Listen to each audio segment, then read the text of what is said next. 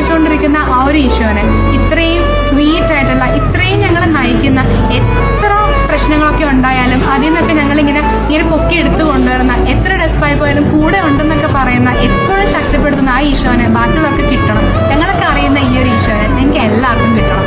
എല്ലാവരും ഈശോനെ വാങ്ങിച്ചിട്ട് തന്നെ പോകണം. ഈശോയ്ക്ക് ബെസ്റ്റ് പൊസിഷൻ കൊടുക്കണം.